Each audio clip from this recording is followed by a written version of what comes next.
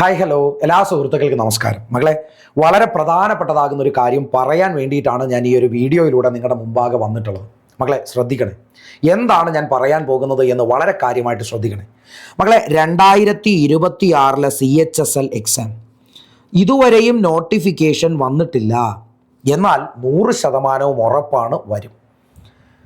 എന്തുകൊണ്ട് ഈ എക്സാമിൻ്റെ ഡേറ്റ് ഇത്രയും ഡിലേ ആകുന്നു എന്ന് ചോദിച്ചാൽ, ഇപ്പോൾ നോർത്തിൽ കാര്യമാകുന്ന രീതിയിൽ പേപ്പർ ലീക്കും ഒക്കെ ആയിട്ട് ബന്ധപ്പെട്ട് വലിയതാകുന്ന ഒരു പ്രൊട്ടസ്റ്റ് കഴിഞ്ഞതേ ഉള്ളൂ. സ്വാഭാവികമായും അതിൻ്റെ പ്രഷർ ഈ പറയുന്ന സംവിധാനത്തിനകത്തും വന്നിട്ടുണ്ടാകും. ആ ഒരു കാരണം കൊണ്ടാണ് ഡേറ്റ് കുറച്ചാകുന്ന വണ്ണമെങ്കിലും ഒന്ന് നീങ്ങിപ്പോകുന്നത് എന്ന് നമുക്ക് അനുമാനിക്കാം. എന്നാൽ നമ്മൾ ഇതിനെ ഏത് രീതിയിൽ പരിഗണിക്കണം? എനിക്ക് പഠിക്കാൻ ആവശ്യത്തിന് സമയം കിട്ടുന്നുണ്ടല്ലോ, ഞാൻ ഇതിനെ കൃത്യമായി വിനിയോഗിച്ചാൽ മാത്രം മതിയല്ലോ എന്ന രീതിയിൽ ചിന്തിച്ച് മനസ്സിൽ ഉറപ്പിച്ച് ആ പരീക്ഷയ്ക്ക് വേണ്ടി അങ്ങ് തയ്യാറെടുത്ത് തുടങ്ങിയാൽ മാത്രം മതി. ഇനി ആർക്കൊക്കെ ഈ പറയുന്ന പരീക്ഷയ്ക്ക് തയ്യാറെടുക്കാം പറയട്ടെ. മകളെ, 18 വയസ്സിനും 27 വയസ്സിനും ഇടയിൽ പ്രായമുള്ള, ശ്രദ്ധിക്കുക, +2 പാസ്സായ ആർക്കും ഈ പരീക്ഷയ്ക്ക് വേണ്ടി തയ്യാറെടുക്കാം. ഓക്കെ ആണോ?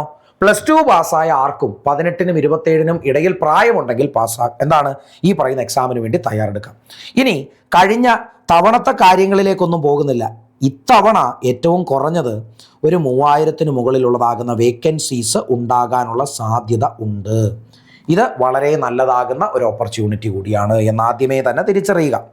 ഓക്കെ ആണോ? ഇനി ഈ ഒരു പോസ്റ്റിലേക്ക് വരുമ്പോൾ നമുക്ക് ഇവിടുത്തെ ലെവൽ ഓഫ് പേ എന്ന് പറയുന്നത് എന്താകും എന്ന് നോക്കാം.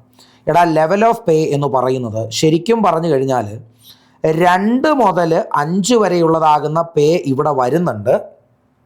ഏറ്റവും കുറഞ്ഞത് ഒരു ബേസിക് സ്ട്രക്ചർ നോക്കിയാൽ ഒരു ഇനിഷ്യൽ ആകുന്ന രീതിയിൽ നമുക്കൊരു 41K മുതൽ നമുക്ക് ഒരു 58K വരെയും ലഭിക്കുവാനുള്ളതാകുന്ന സാധ്യത ഉണ്ട് എന്ന് മനസ്സിലാക്കുക.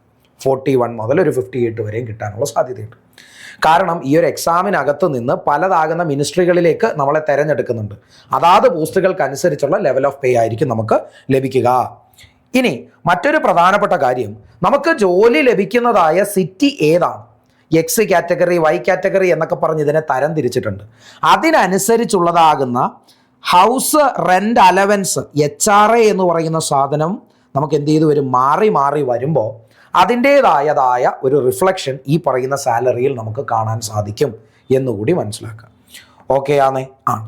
ഇനി അടുത്തതായൊരു കാര്യം, ഈ പറയുന്നതായ ഒരു എക്സാം എത്ര ലെവലുകളായിട്ടാണ് നടത്തുന്നത്, അല്ലെങ്കിൽ എത്ര ടിയേഴ്സ് ആയിട്ടാണ് നടത്തുന്നത് എന്ന് ചോദിച്ചാൽ, ഇത് ഒരു 2 ടയർ എക്സാമാണ്. ഇവിടെ ഏറ്റവും ആദ്യം ഒരു കമ്പ്യൂട്ടർ ബേസ്ഡ് ടെസ്റ്റ് നടത്തും. CBT 1 എന്നതിനെ വിളിച്ചു. ഓക്കെ ആണ്? CBT 1. മക്കളെ, ഈ ഒരു CBT 1 എന്ന് പറയുന്നത് നിങ്ങൾ എന്ത് ചെയ്താൽ മാത്രം മതി? ജസ്റ്റ് ഒന്ന് ക്വാളിഫൈ ചെയ്താൽ മാത്രം മതിയാകും.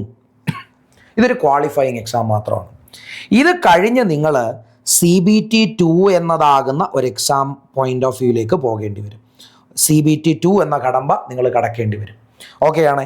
അതിനുശേഷം ഈ CBT 2-നോടൊപ്പം നിങ്ങളുടെ സ്കില്ലും എന്ത് ചെയ്യേണ്ടതായിട്ട് വരും? കാണിക്കേണ്ടതായിട്ട് വരും. അതായത് ടൈപ്പിംഗ് സ്കില്ല് പോലെയുള്ള കാര്യങ്ങൾ. ഓക്കെ ആണ്? അപ്പോൾ CBT 1 കഴിഞ്ഞ് CBT 2 കഴിഞ്ഞ് സ്കിൽ ടെസ്റ്റും കഴിഞ്ഞ് നിങ്ങൾക്ക് ഈ പറയുന്ന ഡോക്യുമെൻ്റ് വെരിഫിക്കേഷനും കഴിഞ്ഞ് നിങ്ങൾക്ക് എന്ത് ചെയ്യാം? ജോലിയിലേക്ക് പ്രവേശിക്കാം. മനസ്സിലായേ? ഇനി ഈ സംവിധാനത്തിനകത്ത് ഒരു പ്രൊമോഷൻ സാധ്യത എന്നത് നോക്കുമ്പോൾ എങ്ങനെയാകും വരിക എന്നത് പറഞ്ഞുതരാം. ഇവിടെ പ്രൊമോഷൻ എങ്ങനെയാകും എന്നത് പറഞ്ഞുതരാം. മക്കളെ, നമ്മൾ കയറുന്നത് LDC ലെവലിലാണ്. അവിടെ നിന്ന് ഒരു 5, 6, 7 വർഷമൊക്കെ കൊണ്ട് നമുക്ക് ഏത് ലെവലിലേക്ക് പോകാം? UDC ലെവലിലേക്ക് പോകാം. അത് കഴിഞ്ഞ് അവിടെ നിന്ന് നേരെ നമ്മൾ ഏത് ലെവലിലേക്ക് പോകും എന്ന് ചോദിച്ചാൽ അസിസ്റ്റൻ്റ് ലെവലിലേക്ക് വരും. അസിസ്റ്റൻ്റ് ലെവലിൽ നിന്ന് നമ്മൾ നേരെ പിന്നീട് അടുത്തതായ നമ്മുടെ പോസ്റ്റ് എന്ന് പറയുന്നത് സെക്ഷൻ ഓഫീസറായിട്ടായിരിക്കും. അവിടെ നിന്ന് അടുത്ത പ്രൊമോഷനിലൂടെ നമ്മൾ ആരായി മാറും? അണ്ടർ സെക്രട്ടറി ആയിട്ട് മാറും. ആരായിട്ട് മാറും? Under secretary.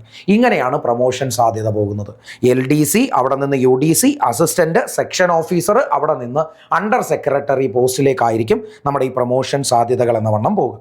ഓക്കെയാണ് ഇത്രയും കാര്യങ്ങൾ. ഇനി വളരെ പ്രധാനപ്പെട്ടതായ ഒരു കാര്യം എടുത്തു പറയേണ്ടതുണ്ടായിരുന്നു. ഇവിടെ ക്വാളിഫിക്കേഷൻ എന്ന് പറയുന്നത് 12th പാസ് എന്നാണ് എന്ന് എടുത്തു പറഞ്ഞിട്ടുണ്ടെങ്കിലും അവിടെ ഒരു ചെറുതാകുന്ന ഒരു വേർതിരിവ് വരുന്നതാകുന്ന ഒരു കാര്യം പറയാനായിട്ട് ഉണ്ട്. അതെന്താണെന്നുള്ളത് പറയും. നമുക്ക് CAG വിങ്ങിൽ DEO പോസ്റ്റിലേക്കാണ്, ഡേറ്റ എൻട്രി ഓപ്പറേറ്റർ പോസ്റ്റിലേക്കാണ് നമ്മൾക്ക് സെലക്ഷൻ കിട്ടേണ്ടത് എന്നാണെങ്കിൽ അവിടെ നമ്മൾ പഠിക്കുന്ന +2 എന്ന് പറയുന്നത് സയൻസ് ബാച്ചിലായിരിക്കണം. ഓക്കെ ആണോ? അത് മാത്രമല്ല വിത്ത് മാത്സ് ആയിരിക്കണം. കേട്ടോ, അവിടെ എന്തുണ്ടാകണം? വിത്ത് മാത്സ് ആയിരിക്കണം എന്നത് ഉറപ്പായിട്ടും ശ്രദ്ധിക്കേണ്ട ഒരു കാര്യമാണ്. ഓക്കെ ആണേ. ഇനി ഈ ഒരു പരീക്ഷ വന്നാൽ ഇതിൻ്റെ ആപ്ലിക്കേഷൻ ഫീ എന്ന് പറയുന്നത് എത്രയാണ്? വെറും 100 രൂപ കൊടുത്താൽ മതിയാവും. ആപ്ലിക്കേഷൻ ഫീ 100 രൂപയാണ്. പിന്നെ എക്സംഷൻസ് ഉണ്ട്. ഈ പറയുന്ന പേഴ്സൺസ് വിത്ത് ഡിസബിൾഡ് ആകുന്ന കാറ്റഗറിയിൽ വരുന്ന ആളുകൾ, അതുപോലെ വിമൻ, പിന്നെ ഈ പറയുന്ന SC ST കാറ്റഗറിയിൽ, അവർക്കൊക്കെ ഇതിനകത്ത് എന്തുണ്ട്? ആപ്ലിക്കേഷൻ ഫീക്കകത്ത് ഇളവുകളൊക്കെ ഉണ്ട്. ഓക്കെ ആണേ. ഇനി നമ്മുടെ പരീക്ഷയാകുന്ന വണ്ണം കടന്നു വരുമ്പോൾ ടയർ 1 ആകുന്ന സംവിധാനത്തിനകത്ത് നമുക്ക് എന്തൊക്കെയാകുന്ന സാധനങ്ങളാകും ചോദിക്കുക നോക്കാമേ. ടയർ 1-നകത്ത് എന്തൊക്കെയായിരിക്കും ചോദിക്കുക എന്ന് നോക്കാം മക്കളെ. അവിടെ ഇംഗ്ലീഷ് എന്ന് പറയുന്നതായ വിഷയത്തിനകത്ത് നിന്ന് ഒരു 25 ക്വസ്റ്റ്യൻസുകൾ ചോദിക്കും. അതുപോലെ ക്വാണ്ടിറ്റേറ്റീവ് ആപ്റ്റിറ്റ്യൂഡ് എന്ന് പറയുന്ന ഭാഗത്ത് നിന്ന് ഒരു 25 ക്വസ്റ്റ്യൻസ് ചോദിക്കും. അതുപോലെ റീസണിങ് ഭാഗത്ത് നിന്ന് ഒരു 25 ക്വസ്റ്റ്യൻസ് ചോദിക്കും. അതുപോലെ ജനറൽ അവയർനെസ് എന്ന് പറയുന്ന അല്ലെങ്കിൽ GK എന്ന് പറയുന്ന ഭാഗത്ത് നിന്ന് ഒരു 25 ക്വസ്റ്റ്യൻ ചോദിക്കും. ഇങ്ങനെയാണ് ആ ടയർ 1-നകത്തെ മാർക്ക് ഡിസ്ട്രിബ്യൂഷൻ സ്കീം എന്ന് പറയുന്നത്. ഓരോ ചോദ്യത്തിനും 2 മാർക്ക് വീതം, ഓരോ തെറ്റുകൾക്കും 0.25 വീതം, അതായത് 1/4 വീതം എന്ന വണ്ണം കണക്കാക്കി എടുക്കും. ഓക്കെ ആണേ. അത് കഴിഞ്ഞ് നേരെ ടയർ 2-നകത്തേക്ക് പോകുമ്പോൾ അവിടെയും ഇതുപോലെ തന്നെയാണ്. പക്ഷേ മാർക്ക് ഡിസ്ട്രിബ്യൂഷൻ സ്കീമിനകത്ത് വ്യത്യാസമുണ്ട്. മാത്സിനകത്ത് നിന്ന് 30 ക്വസ്റ്റ്യൻസുകൾ ഉണ്ടാകും. അതുപോലെ റീസണിങ്, അതായത് ക്വാണ്ടിറ്റേറ്റീവ് ആപ്റ്റിറ്റ്യൂഡിനകത്ത് നിന്ന് 30 ചോദ്യം, റീസണിങ്ങിനകത്ത് നിന്ന് ഒരു 30 ചോദ്യം, അപ്പം തന്നെ 60 ചോദ്യമായി. അവിടെ എത്ര മാർക്കാണ് അതിനെന്ന് ചോദിച്ചാൽ 60 × 3, അതായത് 180 മാർക്കിൻ്റെ പരീക്ഷയാണ് ആ ഒരെണ്ണം മാത്രം. ഓക്കെ ആണേ. അത് കഴിഞ്ഞിട്ട് ഇതിപ്പോൾ ആദ്യത്തെ സെക്ഷനിനകത്ത് ആദ്യത്തെ 1 മണിക്കൂറിനകത്താണ് ഇത്രയും. രണ്ടാമത്തെ സെക്ഷനിലേക്ക് വരുമ്പോൾ ഇംഗ്ലീഷിനകത്ത് നിന്നൊരു 40 ചോദ്യം. കണ്ടോ, കുറച്ച് കൂടുതൽ ചോദ്യങ്ങൾ കിട്ടും അവിടുന്ന്. അതുപോലെ നമ്മുടെ GK പാർട്ടിനകത്ത് നിന്ന് ജനറൽ ഇൻ്റലിജൻസ് അല്ലെങ്കിൽ ജനറൽ അവയർനെസ് എന്ന പാർട്ടിനകത്ത് നിന്ന് ബാക്കി 20 ചോദ്യവും വരും. അവിടെയും ഈ പറയുന്ന 1 മണിക്കൂറിൽ 60 ചോദ്യങ്ങൾ, ഓരോ ചോദ്യത്തിനും 3 മാർക്ക് വീതം എന്ന വണ്ണം 180 മാർക്കിൻ്റെ പരീക്ഷയാണ് ആ 2-ാം മണിക്കൂറിൽ അവിടെ നടക്കുക. അത് കഴിഞ്ഞ് പിന്നെ ഒരു 15 മിനിറ്റ്. ആ 15 മിനിറ്റ് പരീക്ഷ എന്ന് പറയുന്നത് നമ്മുടെ കമ്പ്യൂട്ടർ ബേസ്ഡ് ആകുന്ന നോളജ് ഒന്ന് പരിശോധിക്കുന്ന സാധനമാണ്. അവിടെ കമ്പ്യൂട്ടർ ബേസ്ഡ്, അതായത് അടുത്തൊരു 15 മിനിറ്റത്തെ പരീക്ഷയുള്ളൂ. അവിടെ ഒരു 45 മാർക്കിൻ്റെ പരീക്ഷയാണ് വരിക. ഒരു 15 ചോദ്യം ഉണ്ടാകും. 15 ചോദ്യങ്ങൾക്ക് 3 മാർക്ക് വീതം, ഒരു 45-ൻ്റെ 15 മിനിറ്റിൽ ഒതുങ്ങുന്ന ഒരു ചോദ്യം. ഓക്കെ ആണോ? അപ്പോൾ ടയർ 2-ൽ ആദ്യത്തെ 1 മണിക്കൂറിൽ ഒരു 60 ചോദ്യം, എവിടെ നിന്ന്?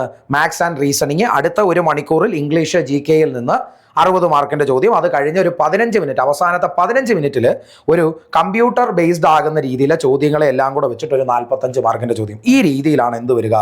നമ്മുടെ ആ ഒരു ടയർ 2 എക്സാം വരിക. ഓക്കെ ആണോ? ഇതും കഴിഞ്ഞ് നമ്മൾ എന്ത് മനസ്സിലാക്കാനുണ്ട് എന്ന് ചോദിച്ചാൽ ഇനി നമുക്ക് ടൈപ്പിംഗ് സ്കില്ലുകളാകുന്ന കാര്യങ്ങളാണുള്ളത്. ടൈപ്പിംഗ് സ്കില്ല് ഓരോ പോസ്റ്റിന് അതിൻ്റേതായ രീതിയിൽ ചെറിയ ചെറിയ മാറ്റങ്ങൾ വരുന്നുണ്ട്. അപ്പോൾ അത് എങ്ങനെയൊക്കെയാണ് എന്നുള്ളത് ഞാൻ മറ്റൊരു വീഡിയോയിൽ സെപ്പറേറ്റ് ആയിട്ട് തന്നെ നിങ്ങൾക്ക് തരാം. അവിടെ സാധാരണഗതിയിൽ LDC എന്ന വണ്ണം ഒരു 10 മിനിറ്റിൻ്റെ സ്കിൽ ടെസ്റ്റും DO ഡേറ്റ എൻട്രി ഓപ്പറേറ്റർ എന്ന രീതിയിൽ ഒരു 15 മിനിറ്റിൻ്റെ സ്കിൽ ടെസ്റ്റുമാണ് അവിടെ വരിക.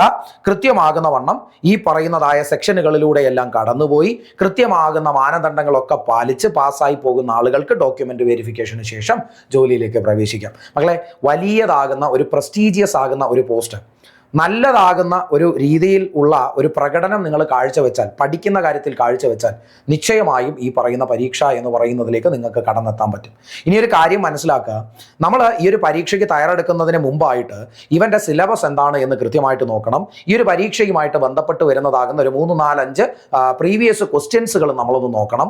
ഏറെക്കുറെ എന്താണ് ഈ പറയുന്ന ചോദ്യപേപ്പറുമായിട്ട് പരീക്ഷയുമായിട്ട് ബന്ധപ്പെട്ട് നമ്മൾ അറിഞ്ഞിരിക്കേണ്ടതാകുന്ന കാര്യങ്ങൾ, പാറ്റേണുകൾ എന്താണ്, ട്രെൻഡ് എന്താണ്, അതുപോലെ ഏതൊക്കെയാകുന്ന നിലവാരത്തിലെ ചോദ്യങ്ങളാണ് ഇവിടെ വരിക, ഞാൻ എത്രയാകുന്ന വണ്ണം എഫേർട്ട് ഇട്ടാലാണ് ഈ പറയുന്ന ഭാഗത്തിലൂടെയെല്ലാം കടന്നു പോകാൻ സാധിക്കുക, സിലബസിൽ പറയുന്ന എല്ലാ ഭാഗത്തു നിന്നും ചോദ്യങ്ങൾ കൃത്യമായും എല്ലാ തവണയും ചോദിക്കാറുണ്ടോ, അല്ലെങ്കിൽ സെലക്റ്റീവ് ആകുന്ന ടോപ്പിക്കുകളിൽ നിന്നാണോ, ഇങ്ങനെ ഒട്ടനവധിയാകുന്ന നിങ്ങളുടെ ചോദ്യങ്ങൾക്ക് ഉത്തരം തരാൻ പ്രീവിയസ് ഇയർ ചോദ്യങ്ങൾക്ക് കഴിയും.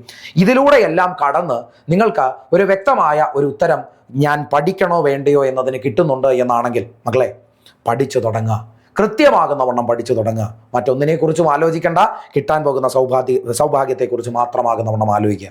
നിങ്ങളുടെ നല്ലതാകുന്ന ഒരു നാളെയെക്കുറിച്ച് മാത്രം ആലോചിക്കുക. ബാക്കിയൊക്കെ നമുക്ക് വരുന്നിടത്ത് വെച്ച് കാണാമെന്ന് ചിന്തിക്കുക. ധൈര്യമായിട്ട് ഇറങ്ങി പുറപ്പെടുക, പഠിക്കുക. എല്ലാ സപ്പോർട്ടുകൾക്കും എല്ലാ കാര്യങ്ങൾക്കും ഇവിടെ ഞാനുണ്ട്, നമ്മുടെ ടീമുണ്ട്. ഒരിക്കൽ കൂടി എല്ലാവർക്കും നന്ദി. കൂടുതലാകുന്ന ഇതുമായി ബന്ധപ്പെട്ട മറ്റു കാര്യങ്ങൾ അടുത്ത വീഡിയോയിൽ ചേർക്കാം. ബൈ.